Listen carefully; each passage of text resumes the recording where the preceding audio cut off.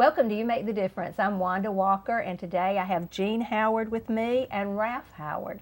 They are brother and sister, and they have started Whispering Hills Memorial Nature Preserve and Natural Green Cemetery, and I'm excited to hear all about it. Let's start with you, Jean. I went and took a tour. The land is beautiful. It is really Thank beautiful. you very much. And I know y'all grew up on the land and Correct. near the land. So tell us about your childhood memories of the land and why it's so special.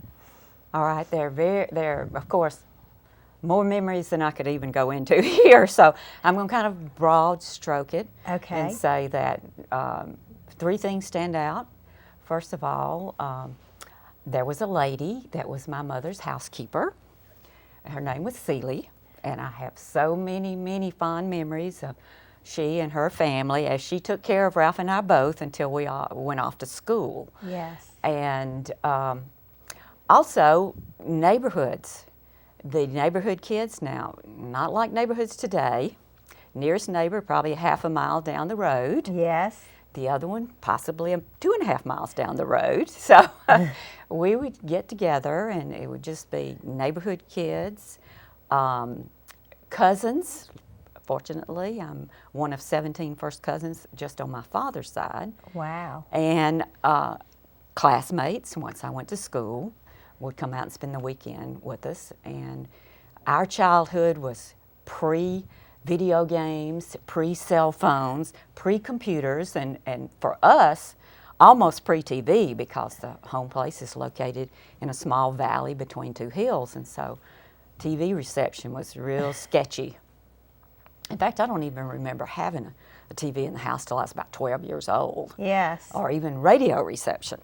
So our playground was the land, and we spent daylight to dark most of the time, weather permitting, running through the woods, playing in the streams, climbing the trees, looking at nature, seeing the most beautiful sunsets and sunrises and rainbows and double rainbows, and just communing with nature, so to speak. Yes. And then it was only limited, our play was only limited to like our imagination, whatever we could dream up. And so that was my early childhood. And then once I was old enough and given permission and had the skills to ride horses, then we rode horses all through the land. And we were allowed to ride even on some of the surrounding neighbors' lands as long as we followed the rules. And parents back then didn't have to worry so much about their children. Right. And so Mom was perfectly okay if we left at dawn and came back at dusk. But we're supposed to be back at dusk, you know, be back where she could see us then. So the horses and my friends and our beloved housekeeper and babysitter, so to speak, those are like a broad stroke of my childhood. Yes. And riding horses, I always tell Jean this story. I lived on the Wares Cross Road, Right.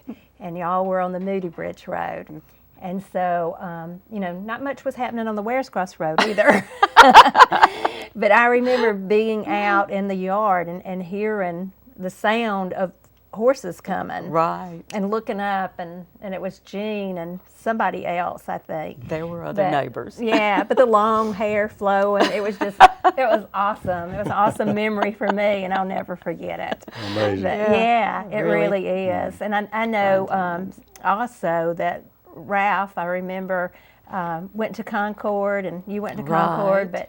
but my mama had told me a story about one time Ralph invited the group over for hot dogs at your house. And Okay. the way she told me, Ralph, was when they got there, your mama didn't know they were coming. That's not a surprise. Yeah, so that's a memory that I have. And I hope I told that right, but Well- you may not have that memory. She was a Southern mama, so she could Yeah, adapt quickly. Yeah, she went and got the hot dogs, I'm Right. sure. Improvised if she didn't have them. That's right, yes. And so, Jean, you and Ralph own the property together, 140 acres, and it includes the Green Cemetery, and there's been extensive development on that land. Right. Tell me about the development and your dreams for the land in the beginning. Okay.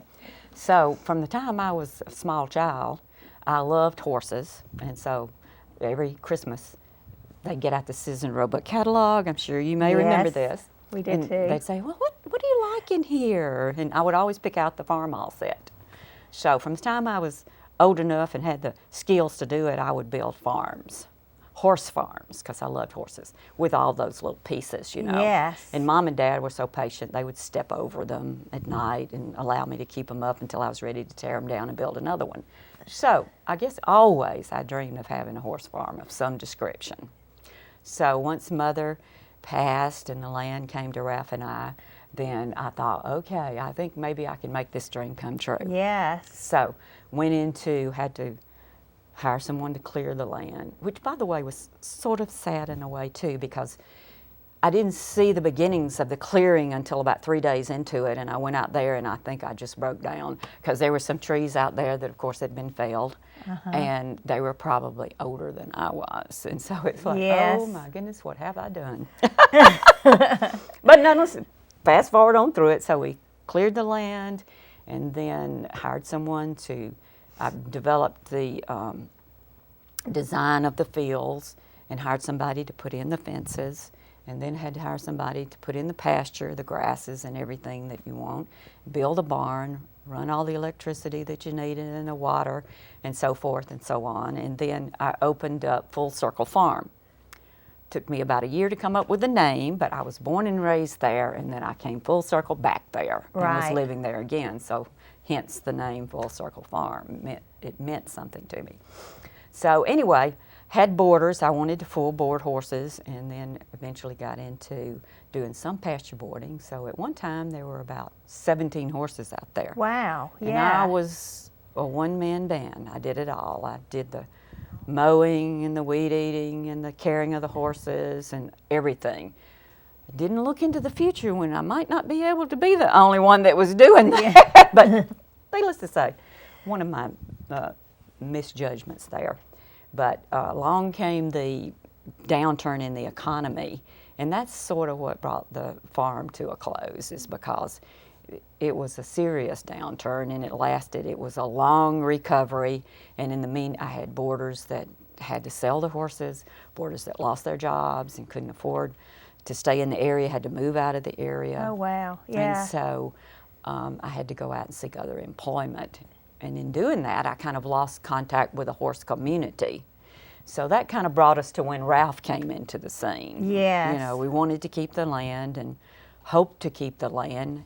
Once it had been developed like that, I did not want to just let it deteriorate. it's beautiful. So needed to come up with some way to take care of it from that point on. So, but I did get to have my horse farm for quite a while. That's and right. It was a thrill, believe Yeah. me. It's awesome to start out as a child and have that. I mean, it was just meant to be, wasn't Yeah, it? I think so. I really Yeah. think so. I think it was meant that someday I But could to do see that. it come to fruition, I know that had to be really satisfying. It was. Yeah. It was.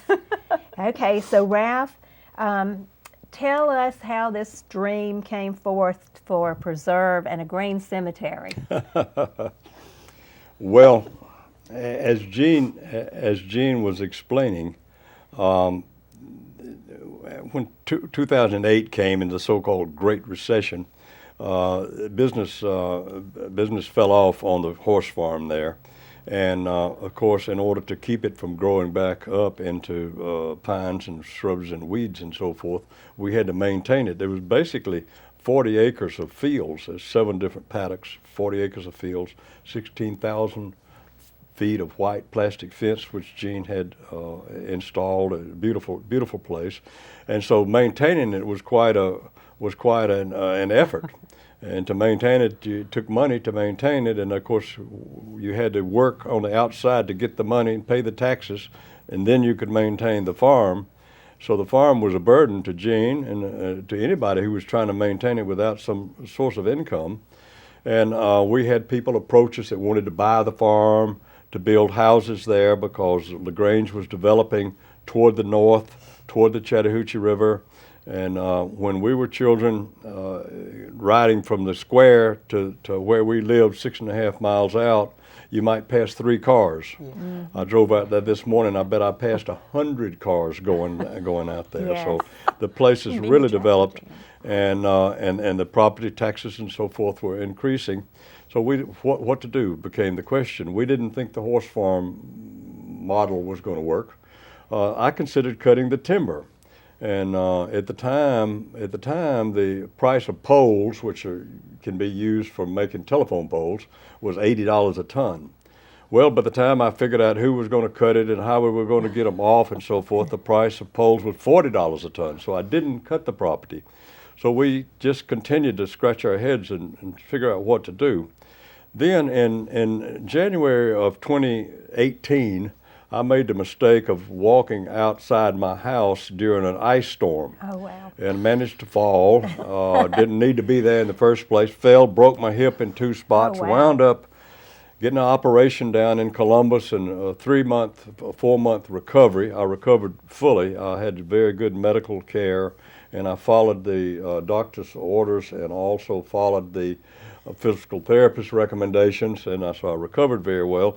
But anyway, during the time I was convalescing, I was reading an article in the Economist magazine, which it's an economic sort of magazine, comes out of London, and it had a couple of articles in it. One of them was called Funerals of the Future, and one was called Death Disrupted.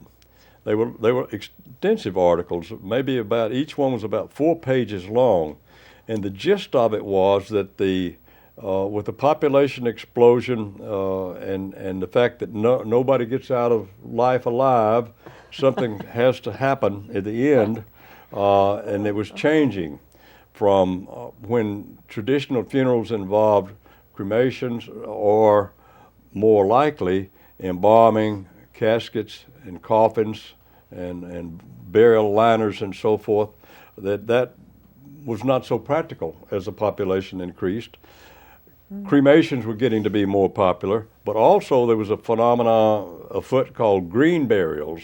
So I read about the green burials, and that seemed interesting because it was basically an environmental type of burial. One of the ladies, I'll read a statement that a lady who wrote a book called the Green Burial Guidebook. She wrote that green burial is a way of caring for our dead with the least possible environmental impact. That's by Elizabeth Fournier of the Green Burial Guidebook. So that appealed to me, and it appealed to Jean. So I went to see Jeff Higgins and told Jeff Higgins of the Higgins Funeral Home here in LaGrange that she and I were considering starting a green cemetery. And what did he know about it? And he said, well, Ralph, he said, it's a trend. It's a definite trend. It's another alternative for funeral directors beyond cremations or the traditional ceremonies, but he said, you got one problem. And I said, what's that, Jeff? And he said, nobody's going to know what you're talking about. You got a huge marketing problem because nobody in this region of the world knows what a green burial is. And I found that to be true. But he did tell me there were 2 other green cemeteries in Georgia, one called Milton Fields and one called Honey Creek. Honey Creek is up in Conyers. It's owned by the Catholic monastery up there.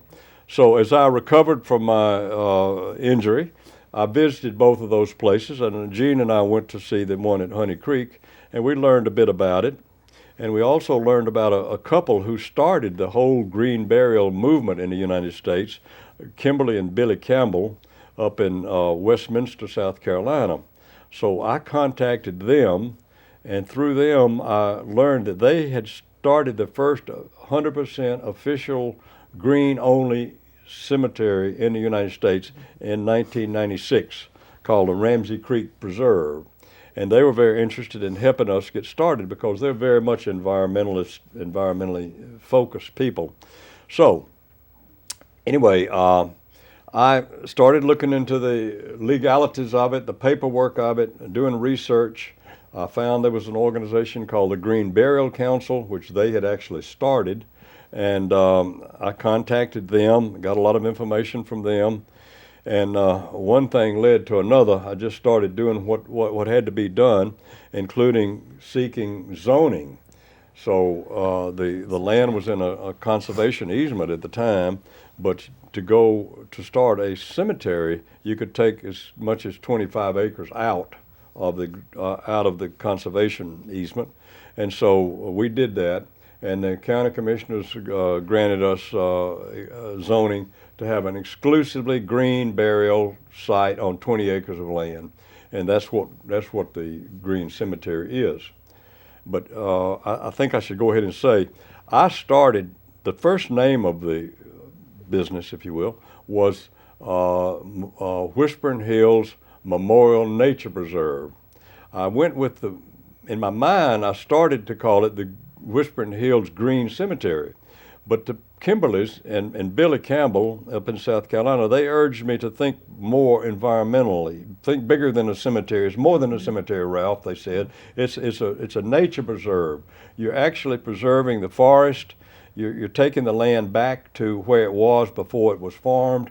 In the long run, of course, it'll take a long time to get it back to be a natural hardwood forest, which it was in 1825 when the treaties were signed with the Creek Nation and it was bought. Started farming it in 1827, 1830. It actually farmed for 190 years.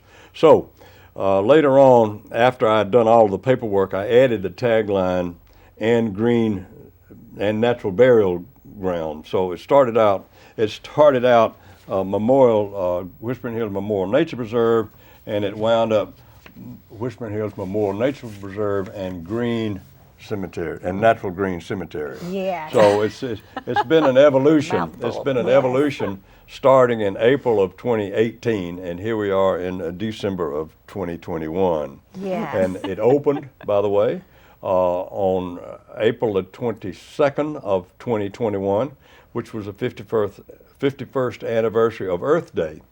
So that was a very auspicious day to start this green cemetery. Yes. I don't know if I answered your question, maybe more than your question. Well, I think you got it, Ralph. I think you did, and that's great. And I remember as we talked when I did the tour, you were telling me about a natural preserve, and how you said it was started out as a hardwood, and then it was farmed. And when you plant corn, tell me that process. Eventually, Well, here, I actually majored in biology. I went to Emory University, and my freshman year, my first class was a biology class, and we went to a field on the Candler Estate that had been a hardwood forest, and it had converted into farmland, and then it had been allowed to allow fallow, and it was just growing back naturally. Well, the first things, if you have a farm and you farm it for 100 years, and then you just don't do anything, which started to happen, by the way, in 1917 after the boll weevil. You know, Troup County had over 100,000 acres of cotton land. In 1917, there was 100,000 acres of cotton land. In 1977, it was down to 96 acres. So 99,000 plus acres of land that you see in this county was cotton land, and it went back. And the natural progression is, first come the grasses, then come the pine trees, then come the hardwoods, and eventually the pine trees grow up and the hardwoods grow up. The hardwoods eventually shade out the pine trees. The pine trees finally die, and you have a hardwood forest. So that's what we would have here if we didn't do anything for the next 100 years. Okay. Yeah. Wow, and I never knew that. So I'm accelerating it by. Yes, you are. I'm accelerating it through controlled burning. We burn the undergrowth, and if a few pine trees go, that's fine. But we rake around the hardwoods to try to keep the hardwoods from being damaged by the controlled burns. Yes. So slowly, it'll go back into a hardwood forest. Okay. Well, as you enter the preserve, there's a piece of artwork, and it's called Reston Plow. That's right. Yeah. Tell us about the Reston Plow and how Well, that came about. Okay, the resting plow. I've always had an appreciation for art, and statuary, and that sort of thing, and I had seen this statue over the last 8 or 10 years. It was constructed, if you will, by a fellow by the name of Gordon Chandler, Chandler, Chandler. He lives up in Carrollton. And he is a sculptor. He's about approaching 70 years old. He's been doing it his whole life. He makes large metal sculptures. Some of his sculptures are in, he's got a lot of deer that were sold to Taiwan. His work is spread all over the United States, Canada, and overseas as well. Anyway, I always admired this statue and of the horse, the plow, the man, and I would like to buy the thing, but it made no sense to buy when I first saw it 10 years ago. So, but when this cemetery and the nature preserve came along, it made perfect sense to me anyway, not necessarily to my wife Nita, but to me. So I got in touch with him, and we agreed on terms and so forth, and he worked on it some more. And he actually, there's a plaque inside the statue that says he's worked on it. He worked on it for 12 years, over a 12-year period. Yeah. And then he installed it. He installed it there, and I named it Resting Plow, because my daughter Joss's father-in-law, Graham Scott, he said, "Ralph, it's a plow, but it doesn't seem to have any movement to it." And so I just came up with the name Resting Plow. And the tagline, I have it. I've written here. After 190 years, the plow at Whispering Hills Memorial Nature Preserve now rests. So, the land was plowed for 190 years, from about 1830 to until last year. You might say, yeah. Perfect. So that's how and I think the statue is very appropriate. It says a lot, really, doesn't it? Yes, it does. Yeah. Yeah, and a lot of people are going to rest there, right? It's a resting place. It should be. Fits. What you see there now, you should see the same scene when you go back there in 100 years, if you should live so long. I plan to, by the way. I think we all do. Okay, what are the reasons people are choosing to be buried there or have their ashes scattered? Well, I've got a statement I worked on with some help in here, and it's why choose a natural option. I'll just read it, okay, because we worked on the wording. Many people feel a special connection with nature. The end-of-life passage allows the deceased to return to the earth naturally. The family and friends who visit in the future will be visiting the Whispering Hills Nature Preserve rather than simply a cemetery. It will be more comforting. It's simply a forest. More tranquil. With people are buried in it, and there's you wouldn't know it. You wouldn't know it unless you knew it. Yeah, and as they visit, I mean, it's an experience to visit it because it's there's creeks and hills and beautiful rocks, and I mean, and plants also. They're labeled. You have some unusual plants there. I was introduced by the Campbells to a fellow by the name of L.L. Gaddy, Chick Gaddy. He's majored in, of all things, biogeography. I'd never heard of it, but anyway, he's a biologist. He works for the National Forest Service, combating invasive species in the national parks and so forth. So he came and did a survey, which is the plants are listed in the survey on the website in the information section. You sort of have to dig down to find it. But anyway, I think he identified over 100 plants. There were some common plants. There were some invasive species, not too many, no kudzu, thank goodness. Yay. But here's a little privet. And so you've got, it's a very diverse piece of property because it did have farming areas. There's some meadows that used to be farmed, and there's also some vestiges of terraces that you could see, which are now wooded, but they were farmed. So it's been controlled burns have been going on. My father was doing it for over 60 years. So very diverse flora. Yes. Yeah, and a lot of them are labeled, and more will be in the future. And you have different sections for the different kinds of burials or. Well, the land itself, you have to sort of go with you sort of have to go with what you got. And for example, when this was starting, I was asked, do I plan to be buried there? I said, yes, I I would like to have a burial site down by we called it the Pretty Place, which was on one of the streams. And so my guy who was helping me with a promotion said, well, look, you need to have a test burial site there. So anyway, so I get down there with a group of fellows, and I'm trying to like dig a test burial site, which would be my future resting place. But it was very rocky. You couldn't dig there. And when Ms. Campbell came down, she said, Ralph, no, you cannot, not a good place for a burial there. So I had to like move my burial site from where I wanted it to be originally to a place where there was more soil. Yes. So the land is hilly. There are 3 ridges. There are 2 streams between the ridges, and there's a rock outcrop, and there's a map.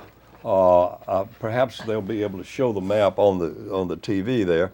But anyway, there's a band of rocks that goes through the middle of it, which is fine for scattering ashes, or you can do some cremain burials, but not a natural burial. The natural burials would have to go where there's more soil than dirt. So there are several sections that lend itself to scattering or burials of bodies or burials of cremains. Yes, and it was very interesting that cremations, you told me, have really picked up, and about 50%. Well, I don't know the exact figures, but I'm going to say 30 years ago, in this part of the world, less than 10% of people who died were cremated.